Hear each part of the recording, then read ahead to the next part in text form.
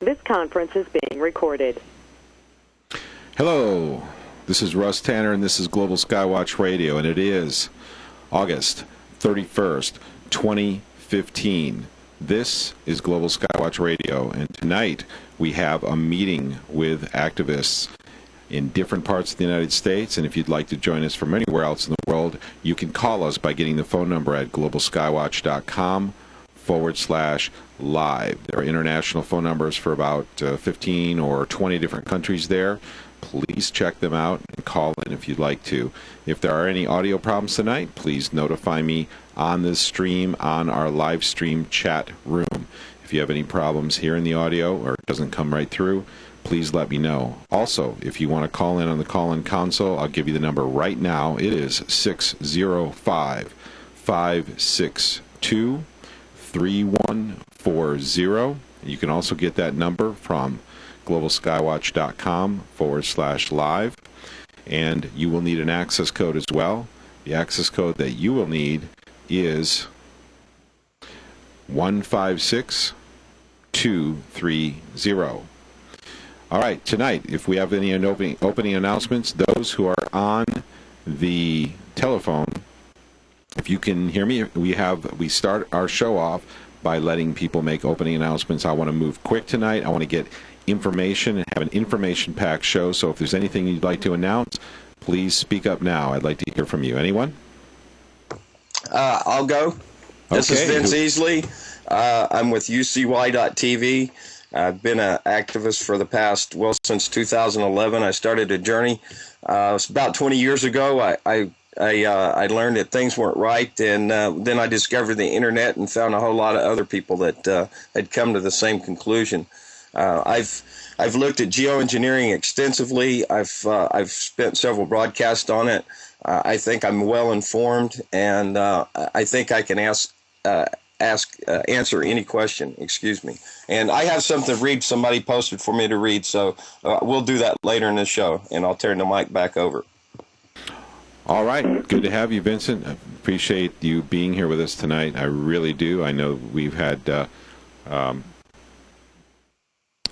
contact before, and I know that we've had some history with Geoengineering Watch Radio as well. We've had. Okay, anyone else on the telephone line? Would you like to make announcements about upcoming events? This is the great place to make announcements so other people can hear. If you need help with a project, announce it now. If you need help or you have a skill that you'd like to share with other people so that they can get their project done, speak up now. Your telephone lines are all unmuted and ready to speak. So speak up now. Anyone? All right, Gary, do you? I guess I'll go ahead and make an announcement about this event. There is an event coming up that I do want to announce on behalf of one of the persons who was going to be here but was having trouble, Rachel from Palm Beach, on September 5th, 2015 in Cocoa Beach, Florida, at the intersection of 520 and A1A. There is a stand-up against geoengineering demonstration. I'll just read this to you. Do you consent to toxic skies? Please stand up. Give an hour or two of your time to help educate your community. We need you. Cocoa Beach, Florida, intersection of 520, A1A. Do you consent to toxic skies? Please stand up. There's a link here to the Facebook page. If you want to find this, so you can go click on this link on the Facebook page and get all the detailed information or ask the organizers questions, simply go to globalskywatch.com. In fact, I will show you how to get there. Go to the Global Skywatch website and click on the Global Events Calendar, which is right here. If you're watching the live stream, you'll be able to see this right here. Click on the Global Events Calendar and then scroll down and look for the September 5th event, which is listed right here. And that'll get you the link and the information you need. So please attend that if you can. We have a lot of news that I would like to go over. We also are going to have a show next week where we're going to start getting in the heads of the elites. We were going to do that this week, but we had the unique opportunity to have some activists on tonight. I thought that this would be a very good chance for everybody to get together and talk, communicate with each other. Also, if you're in the chat room, please give me a little feedback about the current status of the live stream. Is it sounding smooth? Is it sounding good? what's it sound like? This is a live stream that we lease from livestream.com, and so we always like to see how good it is sounding. Okay, we're ready to talk to those who are changing the world. We're talking about the biggest crime, the largest crime against humanity in human history. We're talking about geoengineering. Some people call it chemtrails. Some people call it stratospheric aerosol geoengineering, SAG or SAR. This is the event that affects absolutely everyone. Now, I'll tell you what, Liz, you kind of spearheaded getting everybody together for tonight. How about you talk to us a little bit? How are you doing, Liz? I'm doing good. Thank you so much, Russ. I appreciate you having me on the show, and I appreciate the support from all of you great people. You are wonderful, and I definitely could not have gone this far without all of you, and all the work that you do just really blows my mind. Thank you. Thank you. I know, Liz. Liz, you are absolutely powerful in what you do. When you set your mind to do something, it gets done. Thank you for what you do. So tell us what's going on. Go ahead. Okay, so I wanted to start off basically, and thanks for that, Russ. That's very nice. Regarding the Environmental Protection Agency, what we did and we decided to do was to send a letter out to the EPA officials because basically they wanted to get comments and feedback from the hearing that they had. So the date, I believe today, was the final date of sending in the letter. So we sent it in on August 20th. Basically, what we're trying to do here is we had a bunch of activists from all over the states and letting them know that we were, uniting all over from every state, even globally, regarding this issue of the aerosol toxins, which are leaving horrible trails, and we can all see them, feel them, breathe them, and it's getting worse and worse to the point where our skies are never, ever blue anymore, and the trails are just so bad, and the conditioning alone that's going on between car commercials and children's movies and any kind of advertisement, you see these trails in the background, which the news media is totally, I feel a big part of this, and just conditioning the public to think that this is okay. It is not okay to spray us like bugs, and for us and our children and our future children, grandchildren, and to be able to breathe into this every day, not being able to live in an environment that's habitable anymore. So we outlined a letter to the EPA. It was pretty lengthy, letting them know exactly. We sent the lab test results. We sent credible evidence, links, information. We're open to for them to contact us if they would like to have more information. And at the end of our letter, we have asked for full public disclosure, explaining the truth behind these ongoing chemical, biological, and other toxic aerosol sprayings occurring all over the United States globally. We also had asked for cessation of all aerial spraying. We want this to stop. We want to cease and desist. And we asked actually, for more information as far as for them to contact us. We can provide anything they need as far as credible evidence and lab test results. We have everything we need. And the funny thing about this is that when you see what's in the patents, there's so many patents, hundreds upon hundreds of patents, literally proven these aerosol trails exist. These are government patents, and there is no denying this anymore. It's to the point where it can't be denied. So we are waiting for the EPA to contact us. We're going to give them a little bit of a chance, and if they don't, we will follow up. But we are citizens uniting all over throughout the United States and the world to come together and join in and leave our differences behind and form together and show how strong we are in this so we can get this to stop immediately.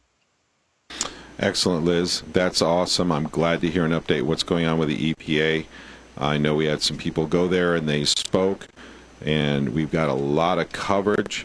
Are there any other, what else would you like to share? I just want to give you the mic and see if there's anything else you want to say.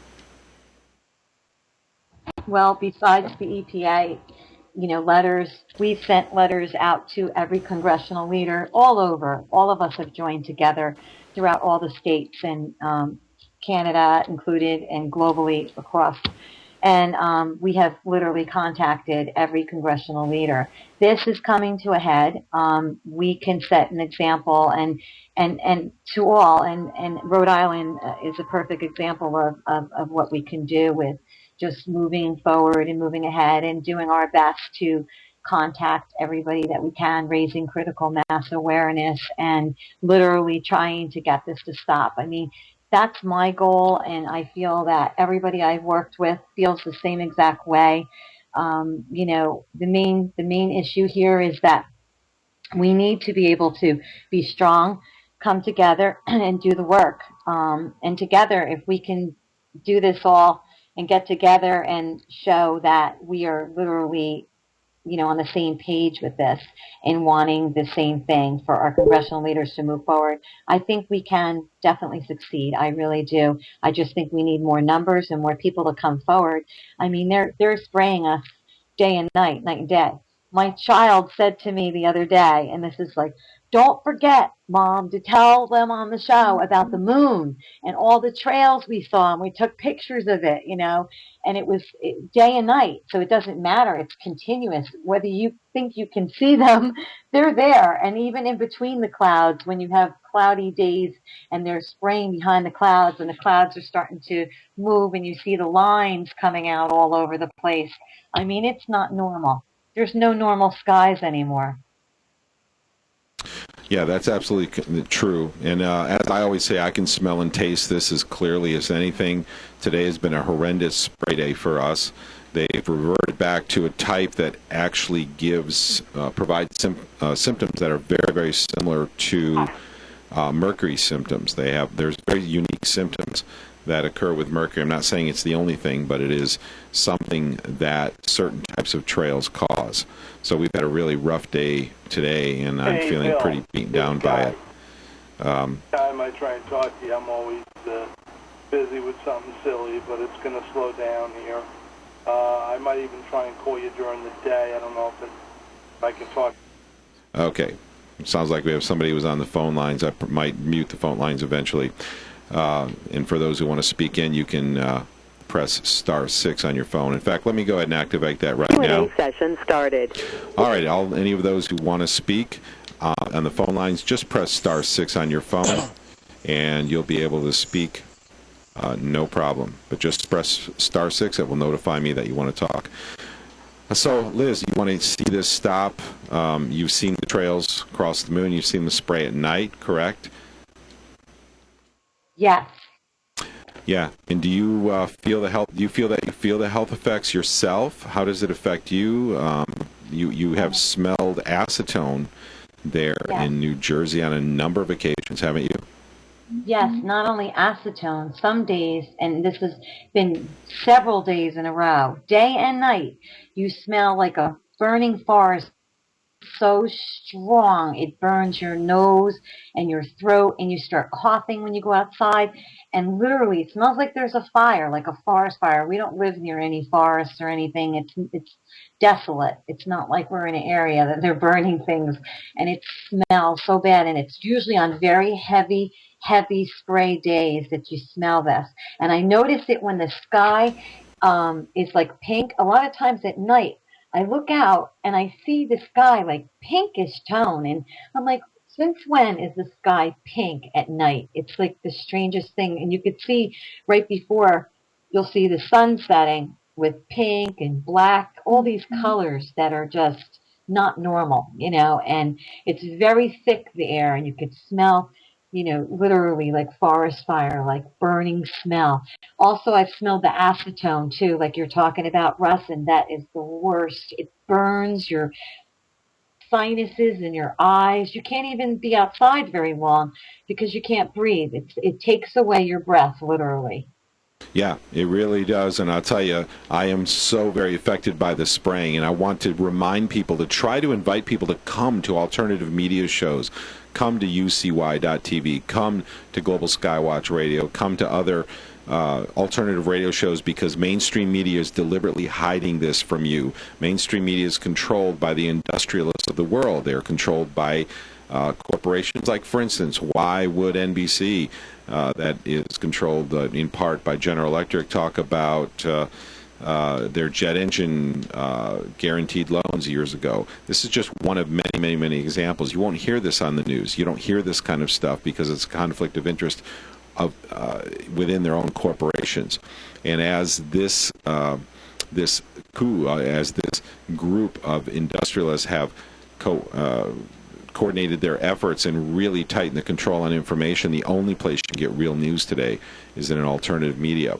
So, Liz, I talked to a lot of people. I've spoken to many people. The acetone smell is one of the most common that people smell. Today we've had what I call the metallic chemical here all day with the swamp water type, and that's the type that make people sick. It's been a combination day, and it's been a hard day of spraying. Have you ever seen the skies that look kind of pale blue? Instead of a nice deep dark blue, they look kind of a pale blue? Yes, definitely. And you have a lot of visible trails there in the sky. Are they visible every day, or did they change over in your area to where they do a lot of days where they just have short trails? Oh, I see short trails too, and and the thing is, sometimes with the short trails, the air smells worse than anything. You don't see the long ones, you'll see short ones, but the air is so awful. That's when you get those blasting headaches. Yeah, absolutely. A lot of people have headaches. A lot of people have problems sleeping. They wake up every 2 hours during the night.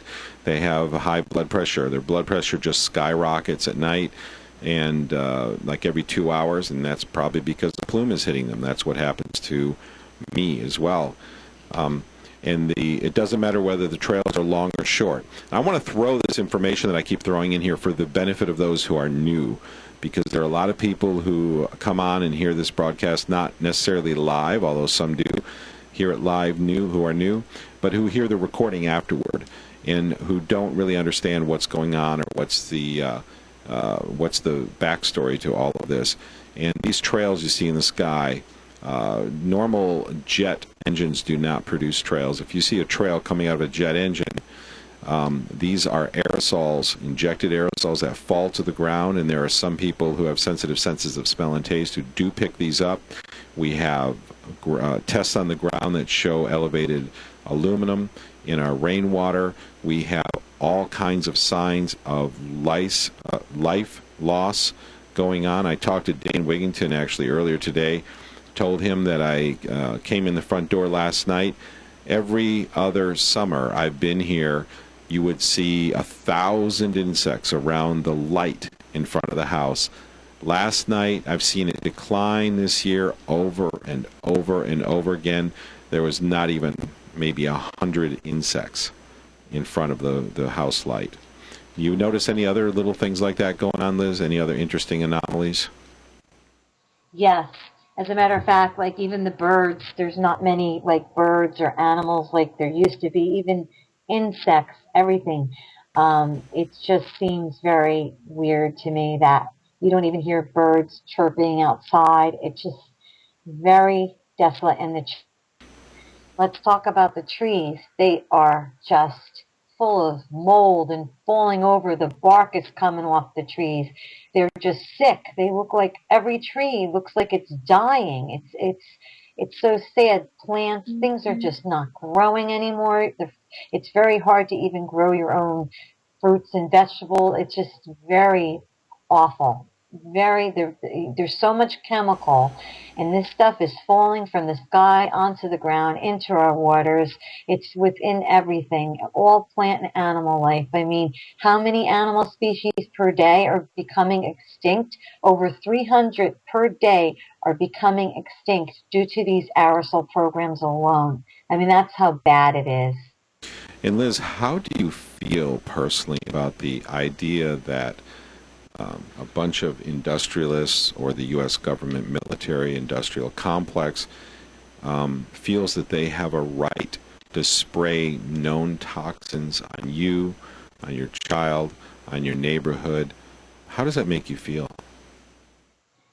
what I do is it makes me very angry, but I put my anger into working, and I work very hard at getting the word out there, because I know by raising critical mass awareness for wherever I go, or anybody I talk to, Twitter, not just Facebook, but outside of social media as well. I try my best, because all I can say is that the more people that you show and provide the evidence and the links, and let them do their own research, but show them what's going on. I mean, I was taking pictures at the community pool the other day, and somebody came over to me and said, "Are you taking pictures of the sky?" And it was like all these trails all over. I said, "Yeah, look at those big X's right there." I said, "You can't miss that." I said, "That's not normal." When I was growing up, I don't remember seeing X's and zigzags and so much crud in the sky. It's just unbearable. And I think about how our children have asthma. Conditions have increased tremendously. It seems like every other person in the emergency room is coughing and can't breathe, and has a literal breathing treatment continuously. These children are really sick from this, and the high rates of autism and Alzheimer's, all linked to metals coming from these chemicals. When you test them, it's all heavy metals. So it's very alarming, and nobody has the right to spray us, nobody. And we did not consent to this, and this is going on nonstop, and it's up to us to literally raise the bar. And the only way we're going to be able to raise the bar and be successful is when we all join together and unite. It doesn't matter what state you are. If we all come together in each state globally from around the world and just fight together, against this, I think that we will succeed. I do. Hmm. Yeah, I absolutely believe that if enough people got involved, that there would be no hope that this would continue. I know George Barnes, who produced the documentary Look Up, and has done a lot of very helpful work in exposing this issue. Also was saying that he thought we would need 1 to 2 million people, which may be a possibility. So we have a long way to go. And the thing is, I know sometimes on the internet people see people make statements that kind of give us a little hope about, maybe they're going to stop next month for this reason, or there's going to be a mass arrest, or the EPA is going to crack down on this, or something like this. And I believe that we all have to have hope, but at the same time, I think we need to make sure that we don't have false hope, because that might tend to make us maybe a little less active, or feel like everything's getting better. I don't think it's getting better. I think we're in the middle of a catastrophe right now, with the life loss, with the animal die-off, the insect die-off, the illnesses that people are experiencing. I know in 2011, when I had my heart attack, I couldn't even get a room. It took a while for them to get a room because the hospital was absolutely full. So nobody has a right to do this. I totally agree with you, Liz. Well, Liz, you're going to hang on a little bit, aren't you? And then I'll come back to you again. Are you going to stick around? Absolutely. Awesome. Well, thank you so much for all the work that you do. It was a joy a couple of years ago, or boy, was it maybe not a couple of years, just a year ago, that I came to the Look Up viewing that you had, the public viewing of the movie Look Up there in New Jersey, yeah? Yes, I think it was a couple of years ago, yes. Was it a couple of years ago now? Yeah. What year is it? It was in 2014, right? Yes, it was 2014, because it had to be, because absolutely. Yeah, yes, it was. Yeah, that's when I was there. So a year and a half ago or so, and we had a great event there. George Barnes and a couple other guests, and Dane Wigington and Richard Sachs sat in by Skype as well, and that was great. Thank you. I'm so glad you organized that. Yeah, it's pretty cool. And it was really cool because the best part of that was meeting all the people, and people came from New York. I loved it. It was great because I got to meet people from all over, and people came up from Maryland, New York, literally all over Delaware. And it was just great because we're still all friends and in touch. And it just was really a nice event to have. And it was a lot of work, as you know, Russ, but it was well worth it.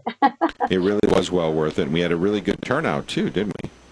Yeah, I think we had almost 50 people. Yeah, that was good. That's good. Excellent. Well, how about we talk to Rebel? Would you like to talk next with us? Sure, Russ. Well, how are you doing this evening? I'm doing okay. How about you? I'm hanging up. I like to give honest. I know everybody says, "Oh, I'm doing fine," and you know we're so used to saying that. Rough day for me. Rough day. I was up late last night working on stuff, and today the spraying was horrendous, and it's still happening as I sit here. I've got dark circles under my eyes and a headache, and my sinuses are burning. So, not doing so well right now, thanks to geoengineering. That's my honest answer. So. Well, that's good to have an honest answer. And I mean, if you want my honest answer, yeah, I'm not feeling that great either. Yeah. I mean, it's terrible. And I completely agree with everything that Liz was saying. And we do need to reach critical mass so that we can make a difference. And that's why unity is so important. Yeah, absolutely. It absolutely is important. Do you, well, let's start out about getting emotional about this. I mean, this is a very emotional subject for me because it has ruined my quality of life for what has been 10 years now. And I have to live with the frustration of seeing so many people that I know kind of have the attitude that, well, I don't really smell it, taste it, I don't think it's bothering me. Of course, they get migraines and they have sleep problems, but they never make the connection. But their feeling is, well, I don't think it's affecting me, so I'm not really going to learn about it, I'm not going to do anything about it.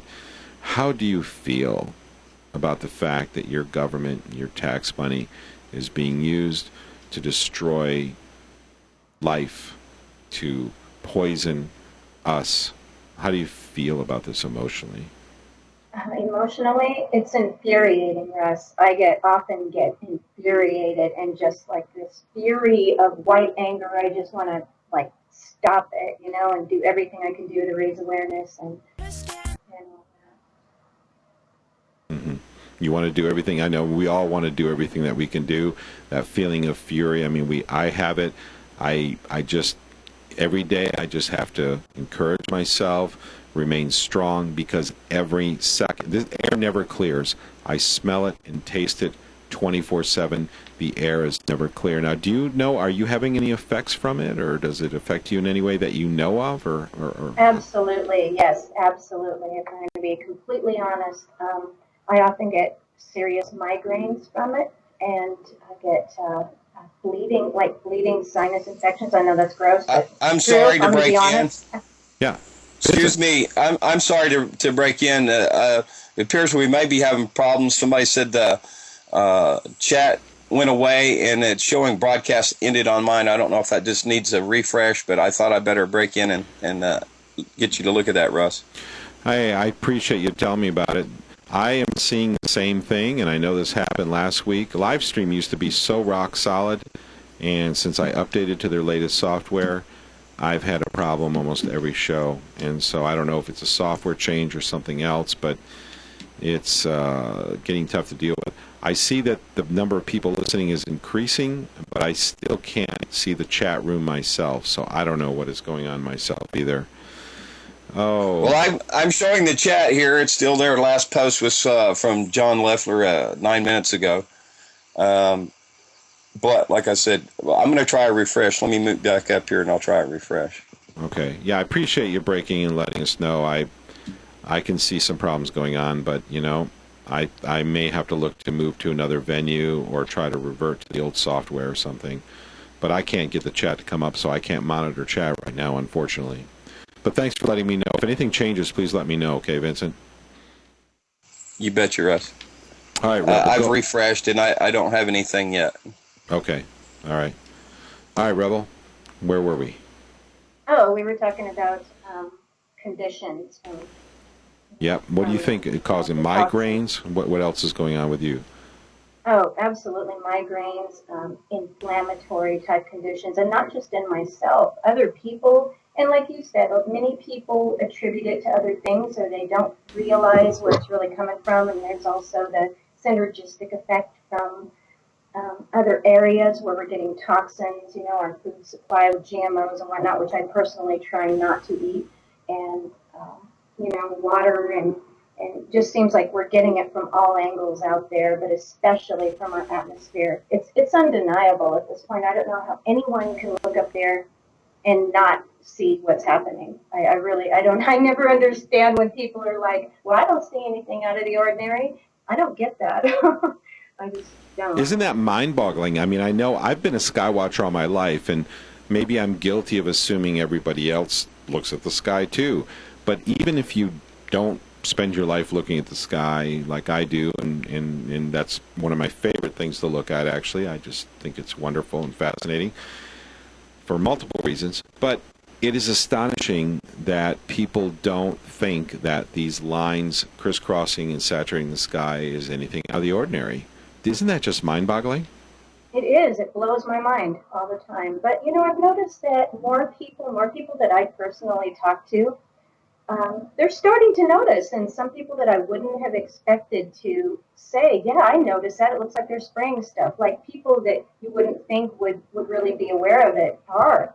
And I think if we look past all the disinformation in our mainstream and really kind of, keep an objective, open mind to what's going on out there and communicate with people who like people and not come across preachy, which I think, a couple years ago when I first started becoming aware myself, about 3 years ago actually, and started trying to raise awareness, I was just trying to come across with information and facts and data. And then I realized, the real way to communicate with people is just to be yourself and just be, if you're feeling emotional, show your emotion. There's nothing wrong with that. And it seems like from the beginning of time that, the powers that be, or however we want to put it, just have worked to suppress awareness, and they just want to, there's like a war on awareness, isn't there? There's just like a total war on awareness, and they try to keep everybody maintained in this little box and only paying attention to certain things. And I think one of the first steps people can do is turn off their TVs, really stop watching commercials and mindless shows and all that. Oh, I know. It's amazing. I mean, the stuff that is on television, the garbage that is on television, the conditioning that's on television. What amazes me is that, I have watched little pieces of shows over the years, and what I'm always interested in, I spend a lot of time in theater, and what I always am interested in watching is what is the takeaway message? What is the takeaway message from this show or that show? And the messages I keep seeing, one of the most common messages from a lot of sitcoms and shows in that venue have been, don't ever be alone. It's terrible to be alone. Don't stand alone. You don't want to be rejected by your friends. There is, and I agree that peer pressure. Yeah, yep. Yeah, isn't it amazing? And I've seen these shows, and the takeaway message, I don't know if people look at that a lot of times, because I don't look at the shallow, or I don't look at the surface message usually. I have my own sense of humor, I guess, but I never find most sitcoms funny anyway. But when you look at the underlying message, I spent 11 years in theater. I've seen a lot of plays. It's not big theater, but smaller theater. And I'm always interested in the message and the effect that it has on people. And I keep seeing this recurring theme that says, don't ever let yourself be rejected by your friends. You don't ever want to be isolated. You don't ever want to be alone. And that, there's something to be said about, of course, loving your friends and caring about them. Of course, that's common sense. But at the same time, we don't want to end up being one of those school children that sits in a room, and when the teacher draws a red square on the chalkboard and says, how many kids think this is blue? And all of the kids are in on the experiment and raise their hand except you, that you would succumb to the pressure to think that it is another color than what it really is, to actually just give in and say that it is. Have you ever seen those kinds of experiments? Yeah, absolutely. And that happens in our schools. In every aspect of life, it seems like wherever there's congregations of people, or anything like that. It comes across in our TV programming, just like you just said. I mean, there's a reason that the word is used as programming, because that's exactly what it does. It programs our minds to for groupthink, basically. Yeah. Groupthink. Yeah, absolutely. Instead of critically thinking independently, which we all should do. Absolutely. And I mean, one thing is I often as a kid, I would watch some of these sitcoms. I would watch little parts of them while the adults were watching, and they were, to me, always very predictable. You knew what was going to happen next. You knew the gist of the next line or what the punchline was going to be, but yet everybody still laughed. And I'm thinking, I don't know, maybe it's me, but it just seemed like it was so contrived. Yeah, Yeah, I actually worked in TV and film a little bit, and believe me, it is, because they have a little light that comes on that says applause, and then especially in like sitcoms that have a a live audience, and then everybody claps. It's like their job to clap. They actually get paid for clapping. So I'm sorry, it's not funny. I don't know why I'm laughing, but it's just kind of it's silly. So, but it goes beyond just the silliness of it. It's kind of like it's just another symptom of the ills of our society and our world, kind of like all conforming to peer pressure and all kind of just like the groupthink mentality that is just like keeping awareness suppressed, and it's almost like the powers that be, or they benefit from the people keeping themselves in check, basically. So it's I see that happening a lot with debating and things like that going on out there, and it's kind of like all these divisive tactics that most people don't even realize. It just goes right over their head. They don't even realize it by like engaging in that. They're actually helping the powers that be keep us all divided, and we cannot have unity if we're divided. So, and the thing that we all our consensus that we're coming to here is that we need unity to be able to stop this crime against humanity. And in order to do that, then we can't really be divided. Exactly. So what would the disinformation want to do? They'd want to divide us. So I think if we look at it like that and kind of take a kind of more of an elevated consciousness view, instead of just getting caught up in these kind of debates and things and everybody trying to prove that their facts are right or whatever, and just look at the fact that the crime against humanity is happening and we're all being poisoned, and if we don't put aside our differences and stand together to do something about it, that's the end of it. So none of us will have a chance if we can't do that. Absolutely. I mean, would it be fair to say that the idea that television tries to make people afraid of rejection, tries to promote a facade of people being independent thinkers, but yet conforming to conform. It's like a peer pressure kind of a thing. Exactly. But is it fear that's ultimately at the bottom of that? A fear of being alone, a fear of being ostracized by other people? Exactly. It's a fear of being rejected or like not being accepted, or what are people going to think of me, and that kind of thing. So I think once we, I think we all struggle with that. Everybody wants to be liked. Everybody wants to be accepted. But when we kind of like rise beyond that and just say, well, okay, I'm just going to be myself, and then the right people will definitely be like they'll congregate around you. I can't think of the words. You'll attract the people who are going to like you for who you are, right? Is that what you're thinking? Exactly. Yeah, that's what I'm trying to get at very inarticulately. No, that's good. So do you think that? I mean, I know it in the people that I know in the movement who tend to lead, who tend to initiate, tend to be strong personalities. How do you become that kind of person? How do you become someone that instead of watching, you get involved and you actually make an event happen? You change people's minds. You do something to affect the world. What do you think? Well, I think that each of us have our own strengths, and that's what we need to go with. Each of our individual strengths will collectively make a difference. And maybe not everybody's good at organizing an event, but maybe some other people are really good at research behind the scenes, or maybe some other people are really good, like Liz is wonderful at organizing people to get together and do things. And, you know, other people are good at other things.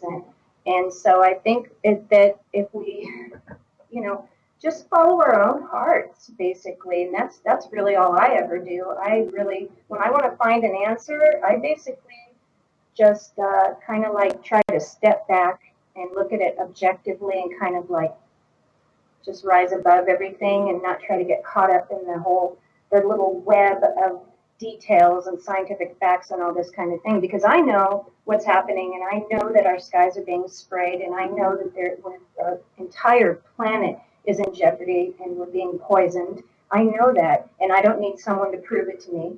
And it's kind of like, you know, I spent a lot of time also doing research and finding links and things that actually prove it. And then you'd be surprised how many people, well, you wouldn't be surprised, you already know, how many people still reject that. And it's kind of like, I think if we're to really make progress, we all have to really get in touch with ourselves and contemplate things that are going on and really just like reach towards our higher consciousness. So I know it may sound a little metaphysical, like spiritualistic kind of thing, but I really believe that. So that's how I see it. How important is it to live passionately? Is it possible for someone to make that decision? Is it a decision you make? How does that happen? Well, I think if we're following our hearts, then it's inevitable. I think that's the only way to do it, because when I do anything that I do, when I expose disinformation, and when I get inspired to do a blog post and or somebody contacts me to help them out, and I just feel completely inspired, I often think of that as that's coming through me, not from me, and it's because I'm willing to be in touch with my higher consciousness, kind of rise above this whole matrix thing and see it from a different perspective. And maybe we all just need to sometimes look at things with a fresh perspective, and the ability to stay objective and not get caught up in the kind of like the traps that are out there that in activism and different things that I see a lot of people getting caught up in, and kind of avoid that by remaining objective and maintaining our clarity, and also realizing, I think everybody can be a leader, every single person, and it's not necessarily the loudest person or the one out there making, not the person making the most noise and the one that has the most Facebook likes or whatever. Like, I think that, like I was saying, everybody has their strengths and everybody can contribute something as long as our hearts are all in the right place, as long as we can find common ground and stand together to do something about this crime against humanity, then that's what it's going to take. But we all have to be willing to put aside our perceived differences, our so-called differences of opinion, because it's not really opinion that matters.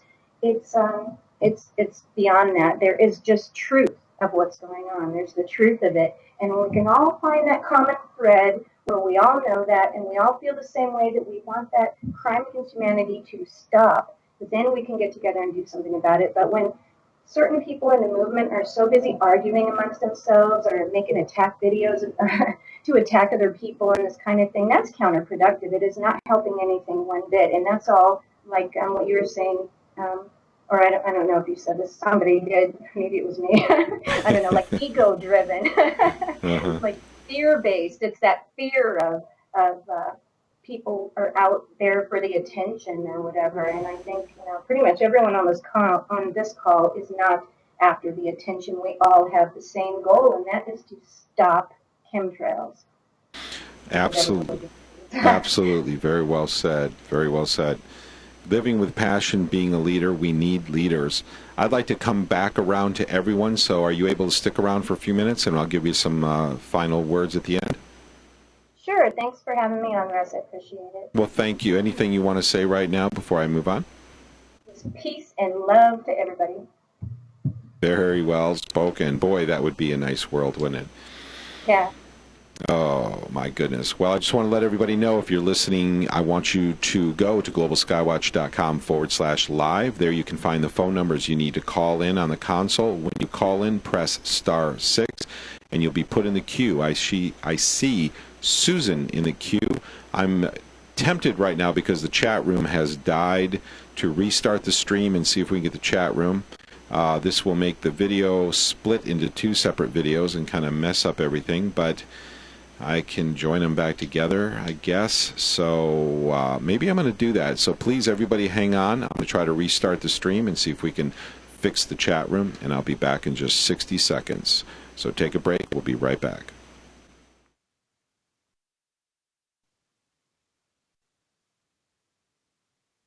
Okay, we're back. We should be streaming live, and I do see a chat room appearing, so hopefully that has repaired the chat room on this new and somewhat flaky live stream system. I see someone saying yay on the chat room already, so that's good news. I also see that for those who want to call in, globalskywatch.com/live. Also, if you look on the video stream right now, you should see a section of our website about celebrities. We've been making some updates to the website, and if you take a look, let me zoom in on this a little bit.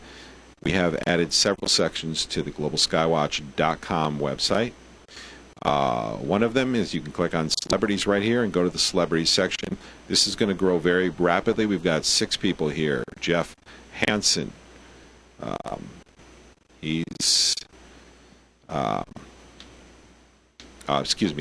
Beck Hansen. He is often just called Beck. He has a song about chemtrails. Billy Corgan from the Smashing Pumpkins talks about chemtrails. Dave Mustaine from Megadeth actually is outspoken about chemtrails. Jim Core, even Prince, and Roseanne Barr. There's going to be more added here soon, but please check out the celebrity section on the globalskywatch.com website. One other section I want to bring your attention to, whistleblowers and scientists. This is a new area that was just added in the last 2 weeks, and here we have a nice place where you can go and see what scientists and whistleblowers are saying about the largest crime against humanity in human history. There you go. I hope you can see that. I'm glad everybody's back in the chat. It's good to see everyone back here again. I'm sorry about the problems. I don't know why live stream is so flaky these days. Maybe we'll find another alternative that will work better, but we'll see what we can do. I can see that we have Susan in the call queue, and I just unmuted her microphone, and I want to see if we can talk to her. Susan, are you with us? Yes. Yes, I am. There you are. All right. So tell us, what's on your mind? What brought you here tonight? Well, I've been talking to Liz about this kind of thing for a long time now, probably at least over a year. And I moved out of New Jersey just to get the heck away from it, because it's a lot worse there than it is out here out west. But out west, we have other issues with the drought being caused and everything else, and that's also a part of this. HARP is involved in purposely making a drought out here. And Obama shut off the water to California farmers for some 2-inch-long fish that doesn't even exist, just like they did with the Bundy Ranch. If you remember the BLM attacking the Bundy Ranch, and they chased 52 farmers off 52 ranchers off their own land with some premise of some tortoise that was rare. And it was all, a bunch of baloney, and it was all about Harry Reid making billions of dollars with his son, selling the land to the Chinese. So I have no faith in our government. And unfortunately, I don't have any faith in the EPA either. They're not trustworthy. Think about what they just did with the spill in the Animas River. That was no accident. That was purposely done to taint our drinking water out west. It's already run through 3 states. And besides them not being trustworthy, I think we need to start going in. Instead of petitions, they're great and all if you're in that part of a fight, but I think we're way past that. We need to start filing charges and have people arrested. The point is who? There's so many people involved in this. You have the Rockefellers, the Rothschilds, Bill Gates, and the big oil companies that stand to make a profit off of people getting sick and off the geoengineering. They hedge funds over this. It's all part of the Wall Street game. they're making money off it. And it's really pathetic that they're killing people and doing that at the same time.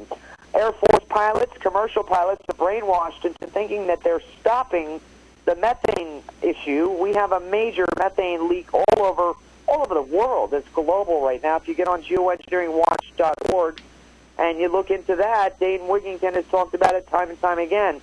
We're going to suffocate from the methane that's being released into the atmosphere if we don't blow up first. I mean, you never know. It's pretty scary what these maniacs are doing to us, and you got to know it's pretty serious when even Vladimir Putin was quoted as saying he would never poison his own population like the American government is doing to us. That's pretty bad when Putin has to step in and say something. He wants to let us know what our own government is doing to us. But the big thing is getting the Air Force pilots that are doing the chemtrail spill on us. I'm sorry, the geoengineering. You don't want to say chemtrails because nobody wants to hear you. You're, a crazy person if you say that. And the commercial pilots in the Air Force have to be waking up and told that they're not helping, they're making it worse. But nobody's going after that issue. I mean, it's just going nowhere with trying to petition. It's time for arrest and people to do something about these elites that are causing all this. Out here in the West, we have wildfires because of all the geoengineering done out here. A friend of mine's family had 3 different houses, his brother, his sister, and his parents in Idaho.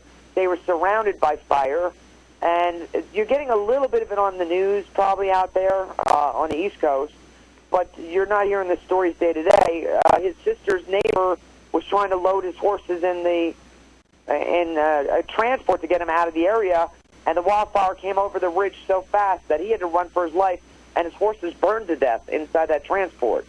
And near his family, his parents' house, people were trapped in the car, and they were literally on fire in the car, and the car careened out of control and down a ravine and right back into the fire. They couldn't help any of the people in that car.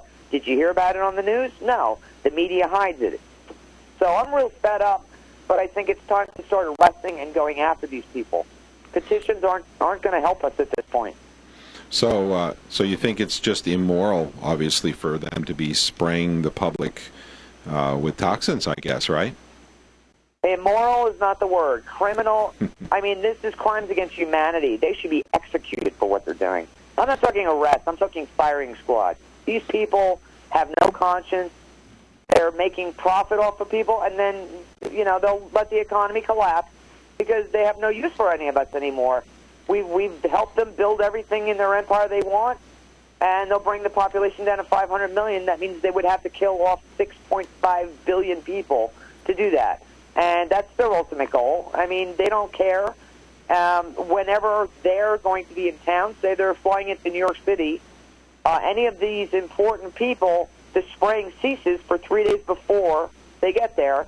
They have the best filtration system. It costs $50,000 just for a little teeny unit to protect themselves, and then the spraying commences 3 days after they leave. So they're not concerned at all with their own well-being because they have ways around it. They have medications they can take. And by the way, they're also linking Morgellons disease with the chemicals being sprayed. Now, I don't know if you've looked into Morgellons. Quite a few people have already died from it, where they get the itchy skin and they feel like there's bugs crawling under their skin. Yeah. And they're finding fibers coming out of their pores. This is all also related to the geoengineering and the spraying.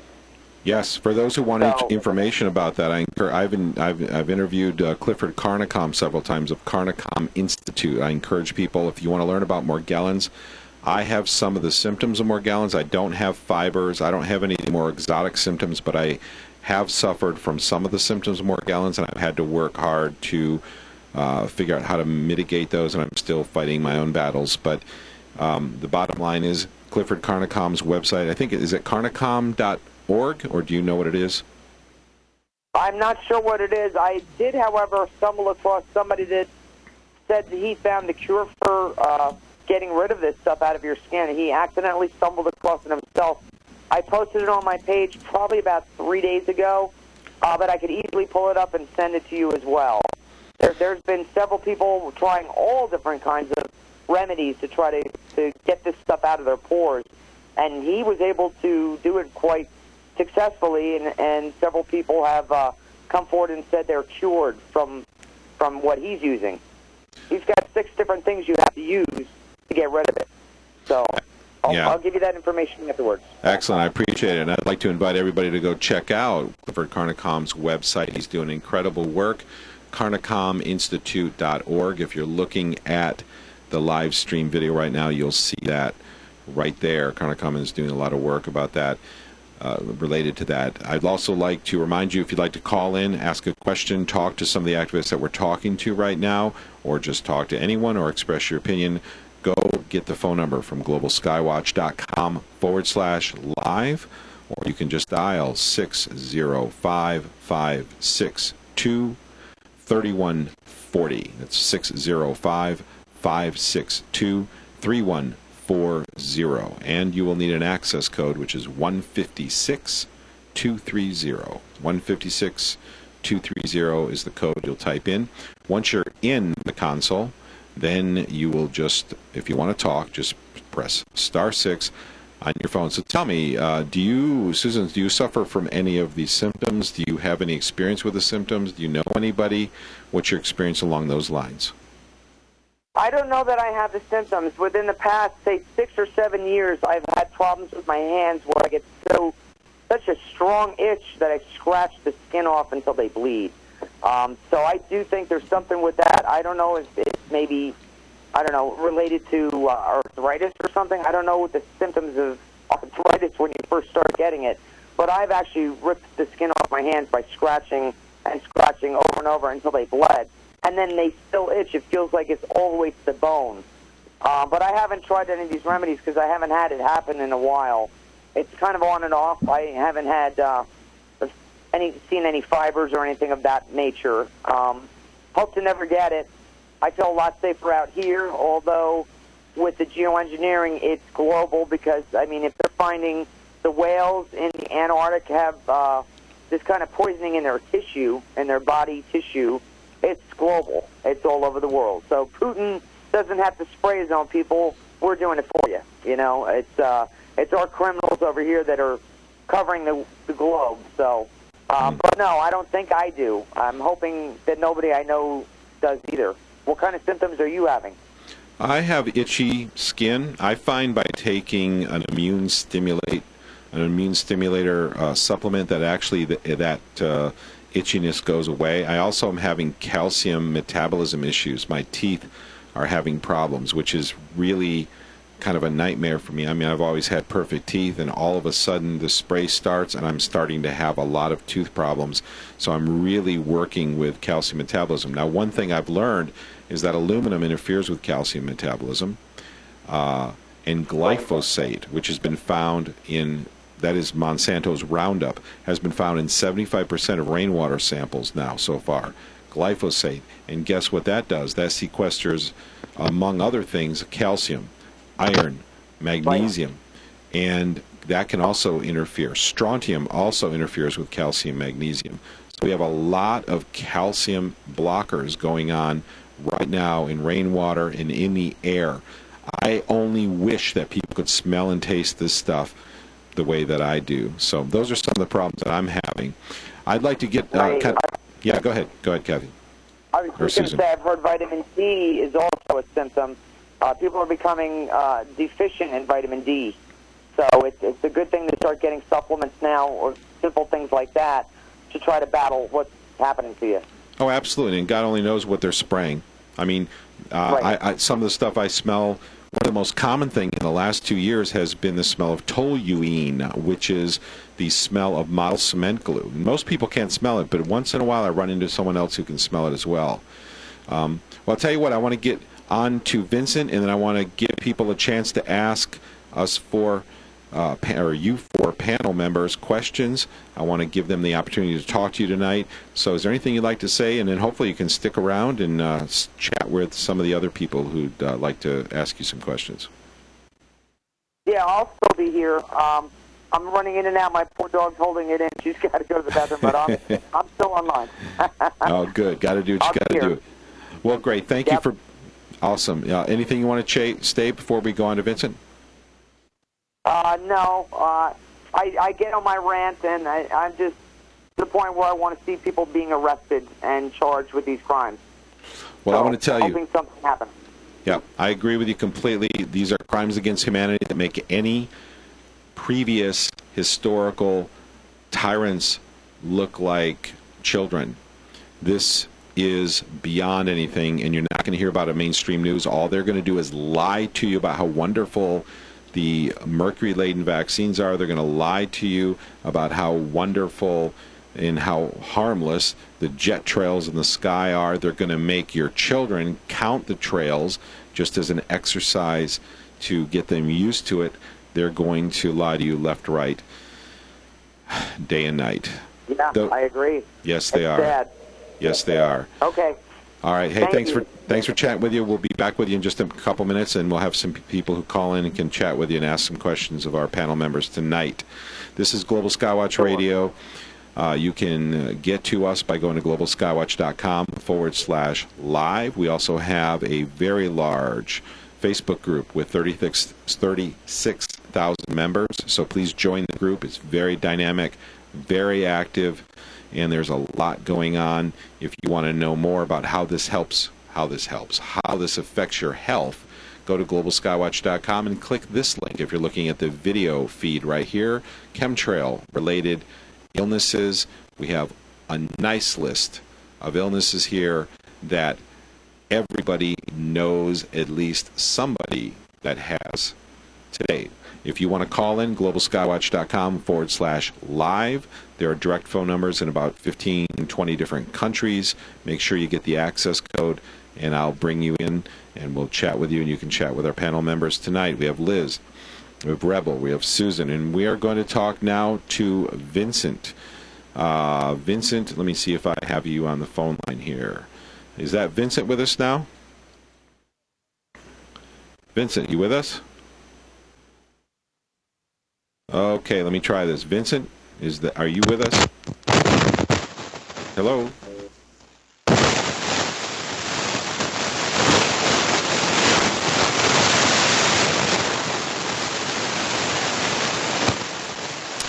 Wow, okay, we're getting a whole bunch.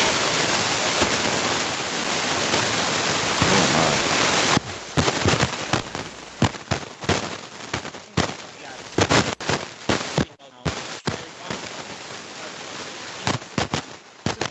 All right, if you're listening, we're getting a lot of strange interference right now. I don't know.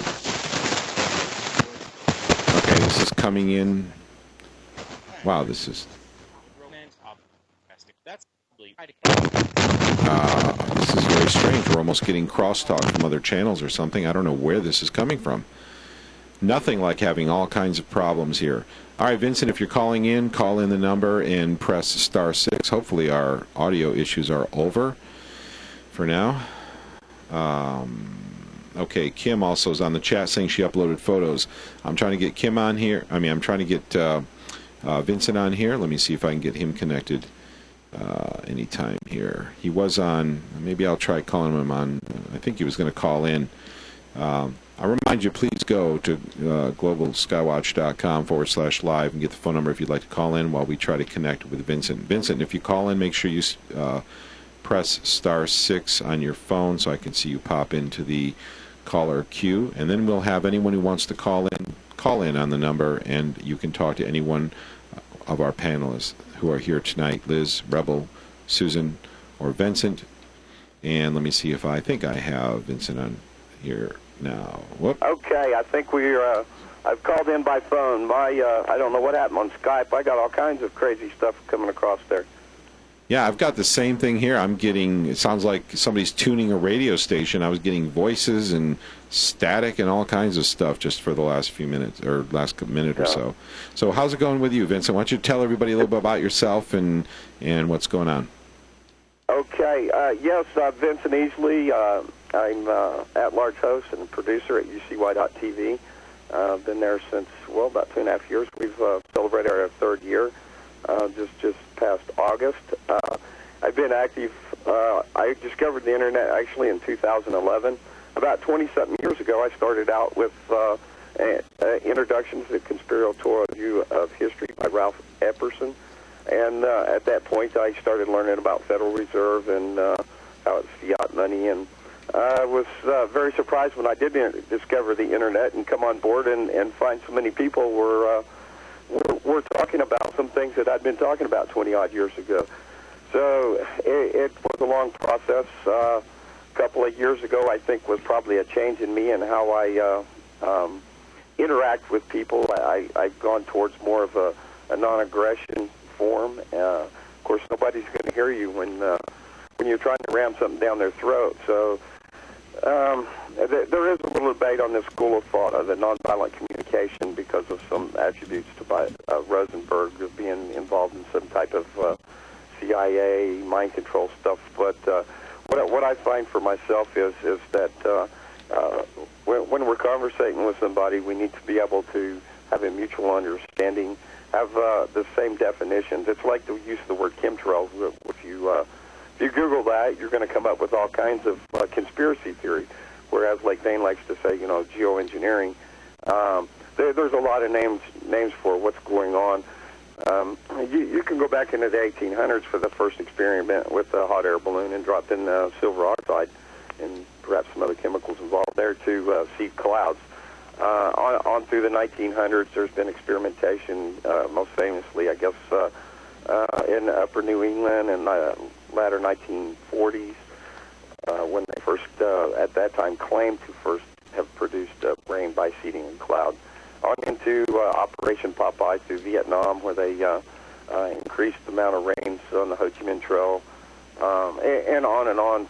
There's lots of examples. There's patents. I know you've got a great list of patents, Global Skywatch.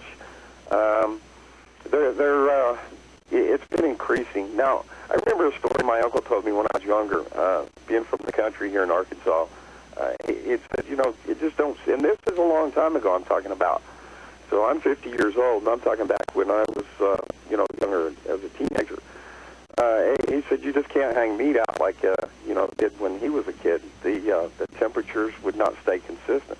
I mean, I don't know about where everybody else is, but I remember as a kid it used to stay cold through the winter. But, of course, now it goes above freezing and, just all kinds of crazy weather phenomenon. So, like I said, the quest for controlling the weather has been going on for a very long time. We see people would say there is no way the government would do experimentation on the people, but a couple of good examples are the Tuskegee men, the Air Force, the black men that were given syphilis. St. Louis, they set up sprayers. There's a lot of instances where the government just basically does what it wants to do. I'm sorry, I got bungled there. I'd like to say hi to Austin Wright, John T. Jones, Stephanos Wilson, and True for Talk. Responded to my post on Facebook. Stephanos, I would like to read this for him that he wrote this, I guess, earlier today. And this is the equation of people giving authority to government and what is government. So anyways, he writes, two people standing outside having a conversation. One says to the other, hey, look at that donkey parked in front of the fire hydrant. And when I say donkey, that's not the word he used. So anyways, the other person says, yeah, I wish you'd get a ticket.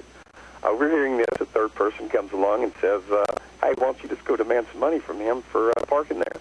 The first people say, well, no, that would be wrong, not to mention robbery and extortion. So the third person says, okay, how about you? How about both of y'all chip in and each pay me a little bit of money? And I'll go demand some of his money, and I'll use that money for the benefit of all three of us. The first two people looked at each other in horror and asked, what are you, some kind of henchman or a thug? Why on earth would we give you some of our money to go and steal some money from that guy sitting in his car? Even if you would share the money, they say. So, continuing, yeah, he's in front of the fire hydrant, but I don't want him robbed, and I especially don't want you to fund it. I don't want to fund it, he says. The third person says, but I thought you wanted him to get a ticket. The first two say, yeah, you idiot, a ticket, not robbed. And that is Stories with Status. Okay, so that idea that there is some benevolence in government is kind of a ludicrousy, and I think more and more people are becoming aware the type of character of those people that they're character disturbed, the people that gravitate towards government, these positions of power that rule and reign over us. And I don't think that there's a bit of concern for public safety as far as what they're going. I've got a lot of speculation up to why it's going on. Like I said, I've done a lot of research on this. I think it's my personal opinion, and I don't have any facts for this, but I think they have done a lot of damage to the atmosphere and to the environment, and they're trying to mitigate it, and they're just probably pulling that cards. And I have no idea if they stopped spraying what would happen. And I do notice that, of course, the silver skies and the sun, when the sun's not blocked, is very, very intense. And I don't think I'm, just thinking maybe because I'm older it's hotter or something like that, but it just seems to me like the environment is indeed a whole lot different. And if they did stop spraying, what would happen? I mean, I don't know. I've still got a lot of questions, but I do know, in fact, that these trails being emitted behind these planes cause this nucleation to form clouds. I've got a friend I went to school with, Connie. Hi, Connie, my conscience. You're going to be getting this archive down the line, so as well as a few other people. So anyways, the common response I get is they're clouds. Okay, yeah, they're clouds, but did you watch them form? Did you see what caused these clouds to form? It's quite obvious to all of us here, I'm quite certain, that these trails and what's emitted behind them are causing clouds to form. So, I mean, for me, it's a no-brainer. And I said earlier in the show when we started out, I talked to, I'm the type of person, first of all, that doesn't shut up, if you haven't figured that out yet. But I'm all the time saying, you see that up there? What do you know about that? And, personal friends and family, of course, they've had a good dose of it from me. So all but one holdout is pretty much come to the realization that they are engineering the weather above us. So to that I say, look up, and I'll hand it back to you and ask you if you'd like to ask any questions. Excellent. I appreciate that, Vincent. And I do encourage people to go check out the great talk shows and information you can get from ucy.tv. That's where you're over there helping out, right? That's correct. Yeah, I did my own broadcast, What Matters Worldwide, about 60-something episodes. I retired it a year ago last August, I'm sorry. So I continue to lend in. I post all the notifications for all the shows every day, and I lend in where I can. I'm glad to be a part of UCY. It's gone a long ways, and I think really developing who I am at this point. For all the great information there, that's where I spend most of my time, unless I'm researching and going off and finding specifics. I don't know when I'm going to come back here, but I will one day. I want to do a pre-record with segments, so I'm looking to produce 54 hours. And I kind of want to use some of the techniques of modern propaganda. And, to many, that's a bad word. Of course, propaganda came from Bernays back in the 1920s, and now it's called, of course, public relations. So with all the aspects of television and advertising and all that, they've got this down to a science. And flicker rate on the television. Personally, I gave my television away some years ago. But, like I said, with friends I have, I do happen to see TV now and then. But I don't go sit out to watch it on purpose. I will admit I watch some movies and shows every once in a while just for entertainment. I don't. I want to immerse myself so deep because it was, for me, it came to a point kind of just like a burnout. I've said everything, and now I feel like I'm saying it over and over again. So I just wanted to back up, regroup, and come back and represent the information that I have presented. And I did several shows on geoengineering. As a matter of fact, I caught a lot of flack for bringing a panel of debunkers. I know a lot of people listening, they don't want anything to do with the troll shills and whatever, but I want it to be tested to the fullest. I want to be able to answer any question from anybody on any side of the issue. I do believe that I'm capable of doing so. Like I said, I had several on, and they could not convince me. They could not present any evidence that, they basically brought it down to contrails versus chemtrails. Well, the fact remains is these trails are affecting weather, period. There's no debating that.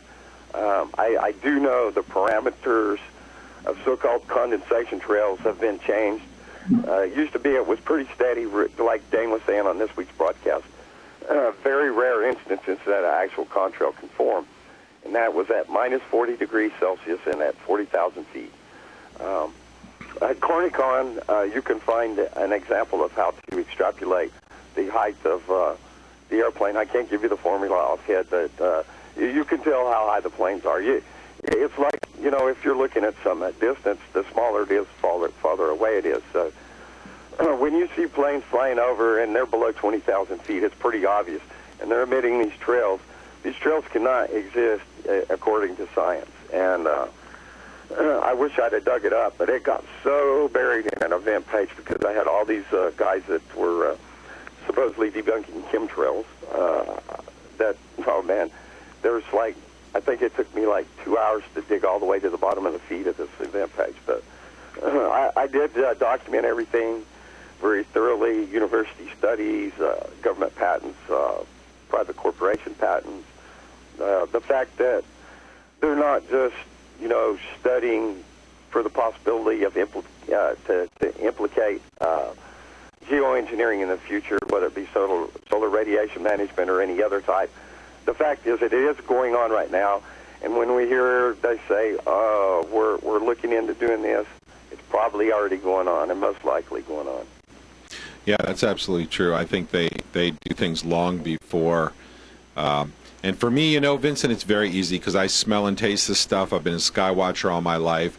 I've lived on military bases, have an airborne ranger in the family, taken flight lessons. Most of my family members have either flown, parachuted,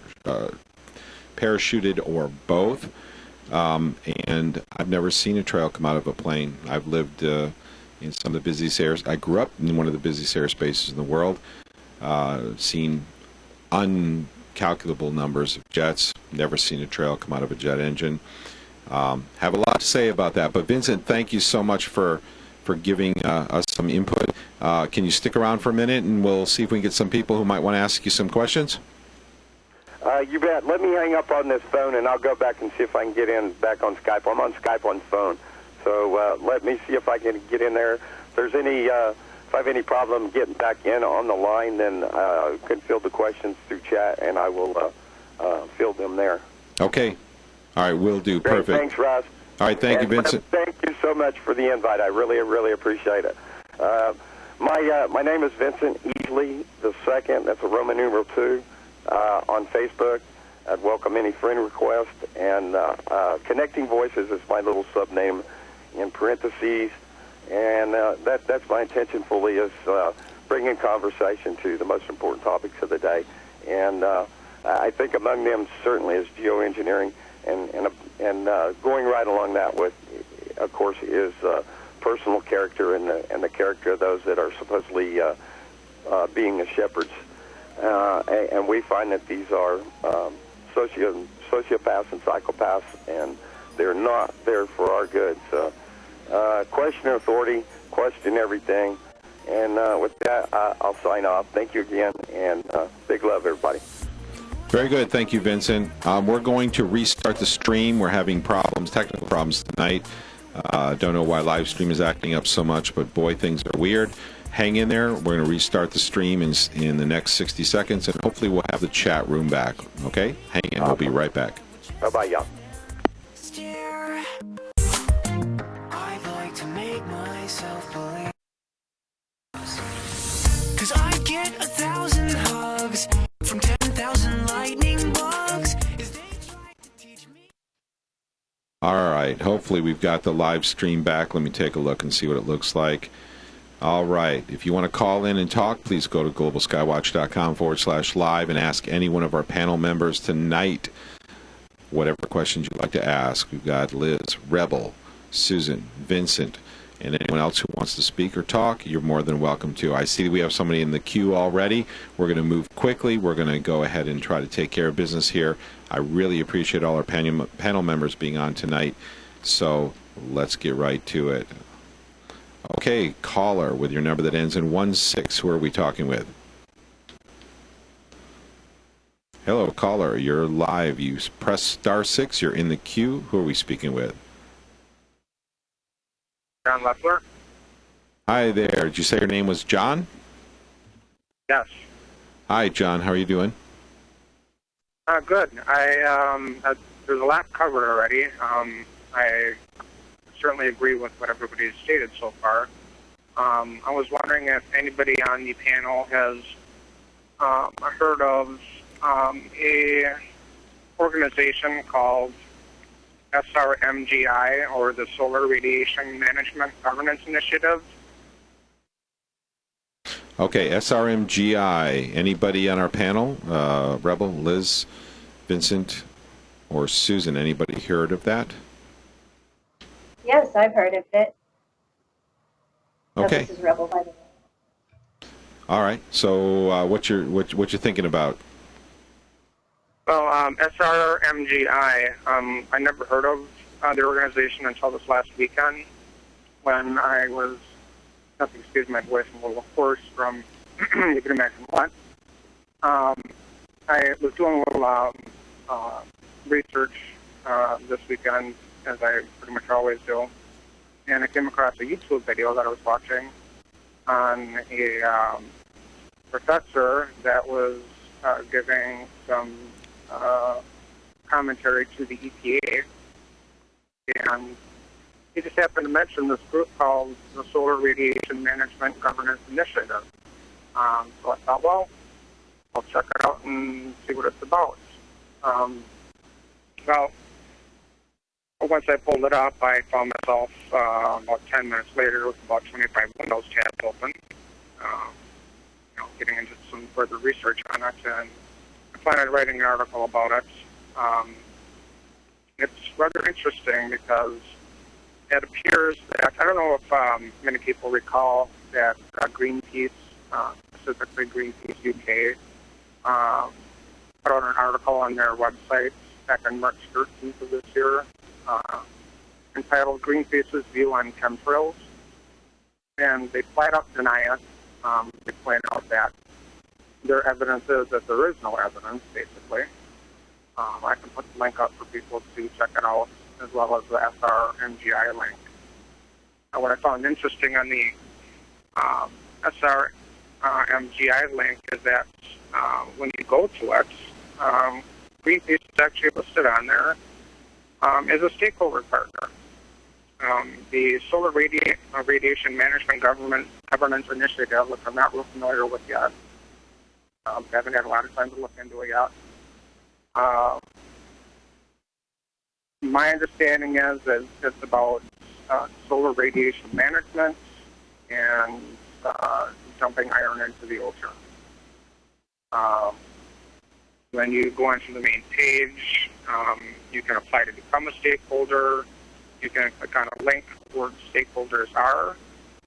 And Greenpeace, out of the Netherlands, is listed, as well as a fairly good list of different government agencies,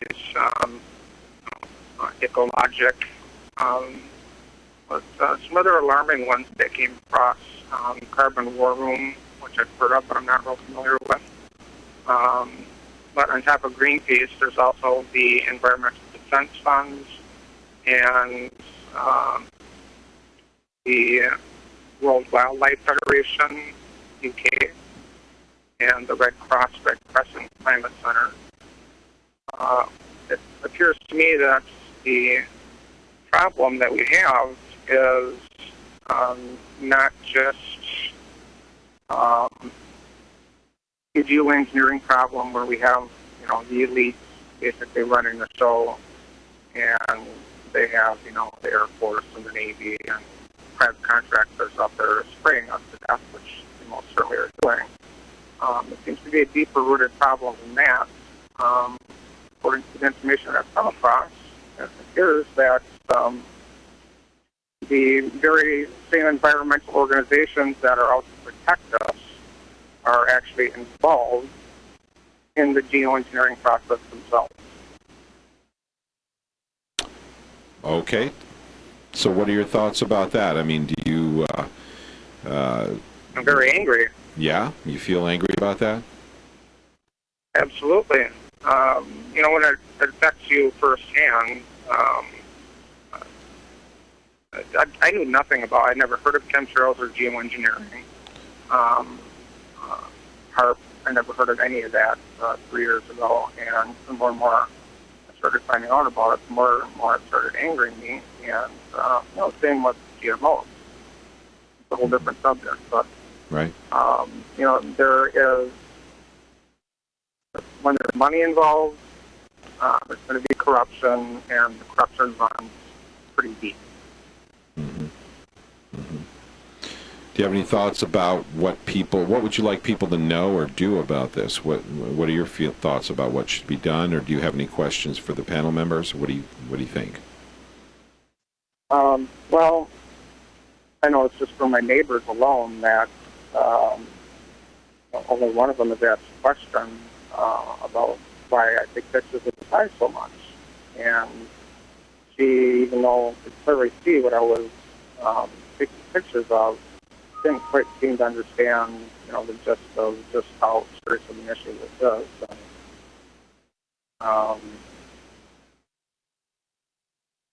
I don't know. It's really hard to talk to people on the subject because the first thing they do is think, oh, you're just some crazy conspiracy theorist, or you're some nutball or whatever, need to get locked up, a mental institution kind of thing.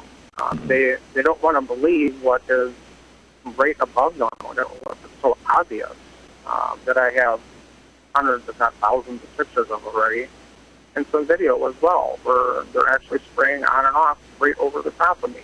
I mean, how can you deny that something insidious is not going on right above you when it's right there? Contrails do not last for hundreds of thousands of miles. If you want to take a look at some good contrails, go onto NASA's World View. NASA's World View, you can zoom in on any part of the world, with the exception of the current day that you're on because some of it's still blacked out. And you can look at various areas of the world. I looked at Canada this last week, and I saw chemtrail lines in the southern part of Canada, I believe in the Ontario section of Canada. I'm not real familiar with the provinces. It was right above Minnesota in the United States, basically. And these chemtrail lines were very obvious, and they stretched for hundreds, if not thousands of miles. Yeah. This is an extremely dire issue. I think it's the biggest issue aside from an all-out nuclear war that is threatening humanity, and people really need to wake up and look up and start paying attention to what's going on. Put your cell phone down for a minute. Turn the TV off. Where there's a reason why we're deluged with so much high-tech information, and why people are using social media so much, and I see it constantly wherever I go, including while people are driving, which is very dangerous. My point is that people are not paying attention to reality. They're paying attention to what's going on in cyberspace, which is important at times, but people really need to be paying attention to what is really going on in reality, in space reality. Well, let me ask you, what would you like to say? What would you like to say to everybody? I mean, do you have family members that you've talked to about this, and they've had, what kind of reactions have they had? Yes, I brought the issue up with my dad, and much to my surprise, he agreed with me. I had pointed it out to a few friends of mine, and they agree with me that something is not right. They don't understand it as fully as I do, because I research it more, and I so you've got a few people around you are a little more aware, it sounds like. Yeah, but it's a very slow process. If anything comes out of this, I would like to see that people would, and this includes myself, be a little bolder. Take a bold step. Talk to somebody that you know. It could be your neighbor, a friend, a relative, and just say, hey, you notice, that this guy seems to look a little bit different today. They said it was going to be very partly cloudy today, but it's awfully hazy up there, and they keep blaming it on the wildfires up in Canada. That was around the 4th of July. Now they're blaming it on, today, they're blaming it on, at least in the area where I live, in Wisconsin, they're blaming it on the wildfires out west. Mm-hmm. Yeah, so it's always... And there's always... They blame it on whatever is convenient at the time, it seems like, don't you think? Well, exactly, because people are going to believe us. They're going to see... there's still way too many people out there that are brainwashed by media, and the best way to control people is the divide and conquer method, and that's a whole new subject that I can get into. But it's very effective. Misinformation, disinformation, talking to one person at a time, and waking them up to the reality that the world that they live in is drastically different than the world that people such as anybody that knows anything about geoengineering. We're living in two different worlds. Exactly. They're in total denial. I personally witnessed it, and it's mind-boggling that they can't see, that what's above them is not just, vapor, water condensation swirls. I mean, it's ridiculous. Yeah, it really is amazing that people can't see this. I'm almost 45. Yeah. Go ahead. You're almost 45. Mm-hmm. Yeah, I'm almost 45 years old, and when I grew up, we had clear skies. We had natural thunderstorms that rolled in.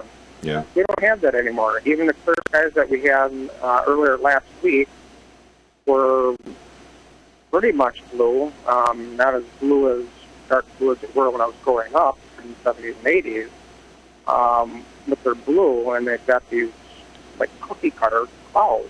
Mm-hmm. It's like the, white puffy clouds. Hey, listen, I'm going to give our panel members a moment to talk before the end of the show. If you can wrap up, I'll give you 60 more seconds. What would you like to say to everybody? What I would like to say is that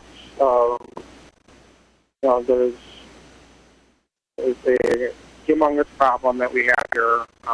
It's not going to go away. It's going to get worse. It's called geoengineering via chemtrails, use of HARP. Who knows what else? There are, it's a very sinister agenda, and if you can do even just the smallest part by opening up one or two people's eyes around you to what's going on and get them to spread the word, then really make some progress. Because I think this needs a lot more than just a petition or environmental organizations coming out and saying, hey, this is a problem. Mm-hmm. Absolutely. Well said. Well, hey, listen, I want to thank you for calling in. I want to get my panel members a chance to speak before we end the show and wrap it up.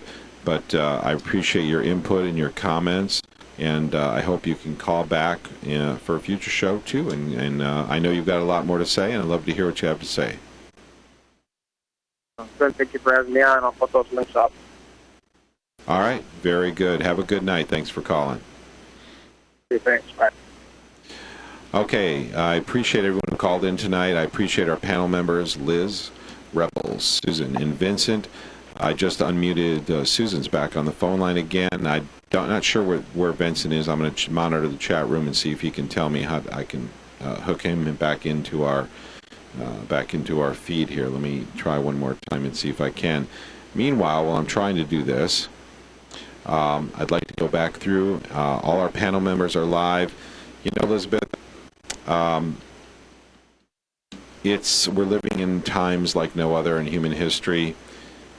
I believe that next week, we're going to see things, not next week, but we're going to see things. People are going to see things in this lifetime that they never dreamed they would see. And we're going to talk about that next week on Global Skywatch Radio. We're going to get into some of my favorite subjects involving what is going through the minds of those who are doing this. Why do they do that? Why do they feel empowered? Why do they feel they have a right to?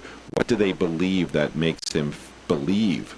What do they believe that makes them feel that they have the right to do such things? So please tune in next week and listen to this, and you're going to hear things that you probably haven't heard in other places. We're going to really delve into some very interesting information. In the meantime, Liz, what do you want to share? What do you want to say to everyone out there before we wrap up the show tonight? Hi, yes. What I'd like to say basically is that we really need to step forward. A lot of times people will say things like, oh, I had no time, I couldn't do this, I couldn't do that. And I get that, believe me, I get the busy lifestyles and running around and doing too much and things going on. But you really have to make some time to help and insist in just helping and by, joining these groups that we have and getting letters out there. Raising awareness any way you can, writing letters. We're trying to actually form groups together now, like I said, in raising more critical mass awareness across the board, all over. So we really could use some assistance, and it would really help us get further. So again, I don't want to repeat myself, but I just want to say that we need each and every one of you.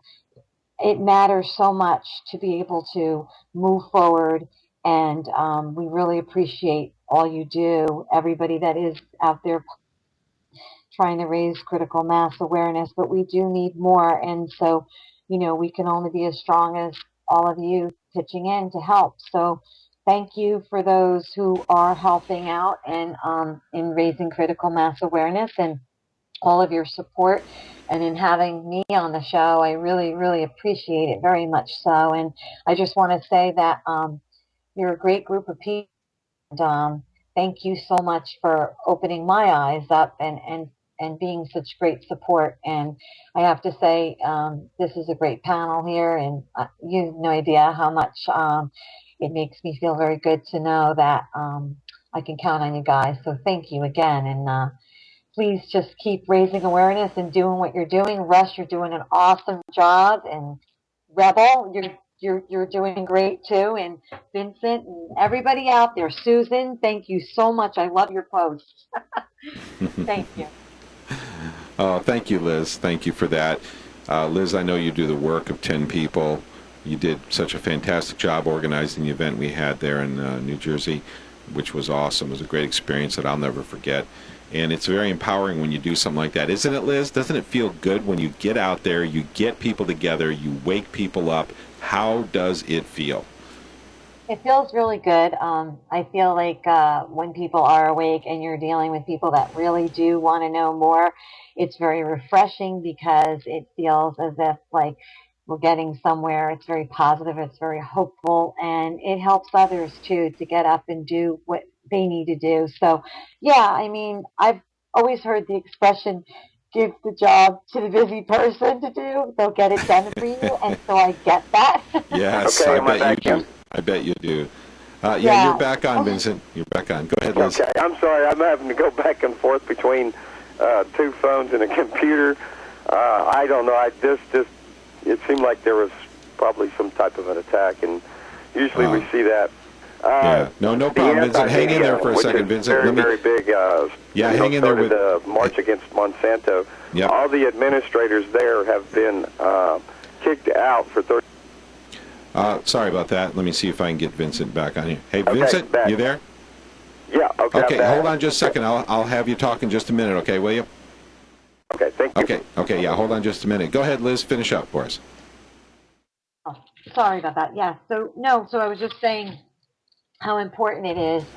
It's very, very. I guess it's really a pleasure when you do get someplace with people that are willing to look at this and see it for what it is. And honestly, I have to say that the more research that you do, the more that you read, and the more you stop watching mainstream media, it seems like the more education and it's the more awake you become, and you're able to feel, um, pretty much in a situation where people will understand and do their own research as well.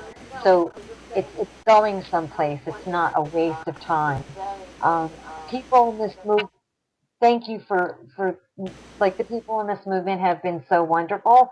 I have to say that it's been a really long road, but it's been very pleasurable to meet everybody. And if we continue to do this and help each other out, I think that, again, it's only going to get better for us to be able to reach our goal. I really honestly believe that the EPA and the congressional leaders and all the people involved and know that this is going on are very well aware that we're not going to sit here and just lie down and say, oh, go ahead, just keep spraying us. Who cares? I'm not going to look. I'm going to look the other way. You can't be in a bubble. You need to come out of your bubbles, put your darn phones down, turn off the news, and stop believing everything that mainstream media, which is controlled by the government, is telling you, because it's all hogwash. Every bit of it. If we don't get up and stand up for what is right, those politicians, those organizations, those environmental groups are not going to respect this. Respect us, don't you think?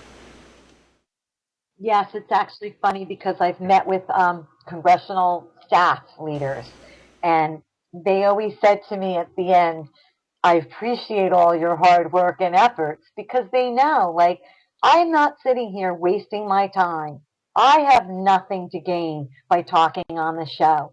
Believe me, I'm exhausted, just like you, Russ. It's been a very rough week as well here, and we have a lot going on, but this is important. So I make time, I find time, and I think we all do. And it's an important move, because when you look at it like this, if you don't say anything and you just turn away and allow this to happen, this is how we get into the situation that we're in, where it gets so out of control and out of hand. Right? Yeah, absolutely. That's the problem. Is people have dropped the ball. They have not kept the fire burning under the feet of public officials and kept them accountable. And when you lose accountability, when there is no accountability, there is no justice, and corruption spreads like fire. Exactly. And that's just it, because like I said, my first letter, all the way to I don't know how many letters later, here I am. They know I'm not going away. I've told them to their faces, you need to look at this. This is something you need to investigate, and you need to do your job. We are all paying taxes. These people need to move. I mean, they are helping us. And literally, when we address major concerns to the congressional leaders, it's their duty, it's their job to answer us, to address our major concerns, regardless of what they are. That's their job to do it. And everybody needs to make them work for the money they're taking from us out of our checks, because that I am tired of. Seriously, there are do-nothings in place. Absolutely. Absolutely. Very well said. Well, thank you, Liz, for all that you've done. You have done the work of 10 people. You get things done when you set your mind to it, and it's just a pleasure to know you, and I'm so grateful for people like you in the world. Thank you for everything you do. Thank you so very much. I feel the same way about you, Russ, and Rebel. Thank you, too, for everything. Oh, that's wonderful. Rebel, would you like to say a few words before we close up? Sure, I would just like to say thank you, Liz and Russ, and everyone out there doing everything they can do to help raise awareness and put an end to this crime against humanity. Awesome, awesome. Are you gonna be out there fighting? People gonna see you out there working and hear from you, or check out your blog? Do you want to give them a website or somewhere for people to go to see what you're up to? Or okay, it's rebelsiren.wordpress.com. Awesome. And what are they going to find there? They're going to find that I do whatever I can to expose corruption happening. So. And you do a good job. Your passion shows when you do it. I can tell you that. Thank you. You do an incredible job, and you really dig in, and you really get to the bottom of the matter. So I've seen you work. Any final words for people? Just peace and love, baby. Sounds good. Thank you so much for everything that you do and for doing the work of so many people. I appreciate you very much. Yeah, likewise. Thank all of you. Absolutely. And I want to get Susan and Vincent an opportunity to chat here. I'll save Vincent for last since I know he's very experienced with radio. Susan, are you with us? Yes, I'm here. Can you hear me? Susan, Hello? are you with us? Yes, I am. There you are, Susan. Yes, tell us, what would you like to do? What would you like to say, everybody, before we close up the show today? Well, I got bounced off, but I'm assuming that's the NSA getting involved and trying to knock you guys off the air. I also saw that we're having a lot of issues with the show itself being knocked off. They don't want this information getting out. They'll do anything to stop it from getting out. As you know, the media doesn't do a damn thing about it either, and they keep quiet. I don't know whether they're paid off or they're scared or they're going along with the elite because they're going to be saved and saved by them while the rest of us suffer.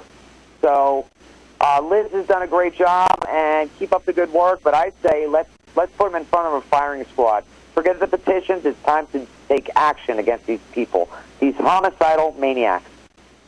Well, I always say on the show, just as a disclaimer, that we don't, of course, endorse any kind of violence, but we do certainly hope that people would bring these people to lawful justice, in that they would eventually see the crimes brought to a proper court, and that the people who commit these kind of crimes. Yeah, I have to say it, because I don't endorse any violence, or we don't do that on this show, but we do want to see people. Crimes against humanity are punishable by death.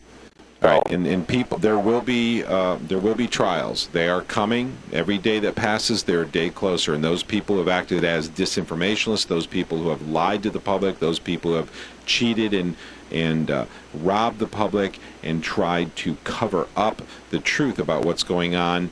These people are aiding and abetting, and under U.S. law and other countries as well, that is as serious as financing or running the crime itself. So I suggest if you're involved in this crime, you get out real quick, and if you don't, you're going to end up in a very, very difficult court process that's not going to end well for you. So, Susan, anything else you want to share with us? No, I just hope that enough people wake up in time to do something about it. And the more people we reach out to and get involved, the better. Absolutely. So thanks for listening. Absolutely. We do have the power to make a change, to make a big difference. Are there any websites you want to plug or anything you're doing online that you want to share? Well, I pay a lot of attention to Dane Wigington's site, geoengineeringwatch.org, and he's on Facebook as well, and it's the best place to find the information. There's other sites that pop up, but I stick to the one I know is definite good information, and that's Dane's site. Very good. Geoengineeringwatch.org. He also does a broadcast. I don't know how to get... Actually, I have tried to go to the radio station on Saturdays, but neither of my browsers support their plugin, so I have been unable to get that. But he doesn't have it. I think he rebroadcasts that on his YouTube channel, so look for Dane on YouTube as well. You can go to geoengineeringwatch.org, and I'm sure you can find all those places. Thank you, Susan, for joining us tonight. Thank you for the work you're doing. I can hear in your voice that when somebody stands in your way, they're not going to be there long. That's right. I can tell. Have a great night. Thank you for joining us, Susan. I really appreciate all the work you're doing. Thank you. Bye. Bye-bye, Susan.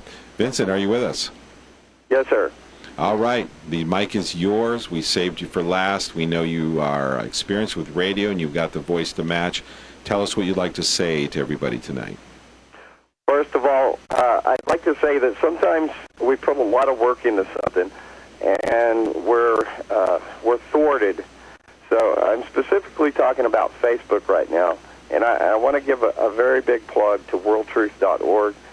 You can find me there, Vince Easley. Of course, I'm on Facebook. I'm not going to abandon it, but with the censorship of Facebook, you won't find that at World Truth. And I'd like to invite everybody to come on over. Grammy Mary provides a site. There's so many great people over there. There's no censorship. You don't have to worry get knocked out. If you want to remain anonymous, you can make up your birth date, make up an email. You can use sites for emails like Hide My Donkey. It's spelled with an A and two S's, to create a email to be able to get in there. You make up whatever name, use your real name, use your real birth date or not. But I would like to encourage people to start utilizing other aspects of communication and not leave ourselves vulnerable to the totalitarian dictates of Zuckerberg. The anti-media started to march against Monsanto. All of those people over there on Facebook have been suspended for 30 days. Also, I'd like to thank everybody that engaged my post for the broadcast tonight.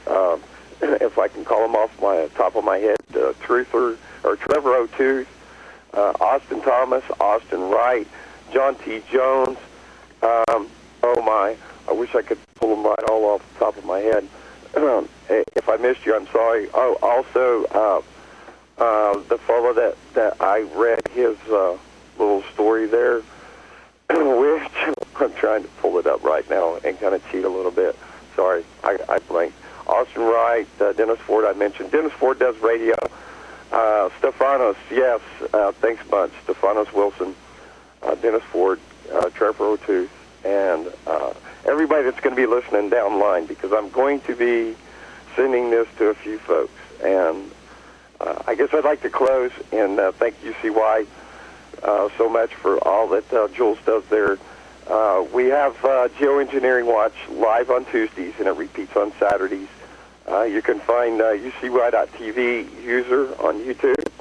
I know a lot of people listening already know that because it's, I think, one of our highest numbers of viewers is Geoengineering Watch. So really appreciate all the work that y'all are doing. Russ, you're fantastic. I really, really appreciate you, Dane, Kim, and so many others, Stacy Smith. The list is long.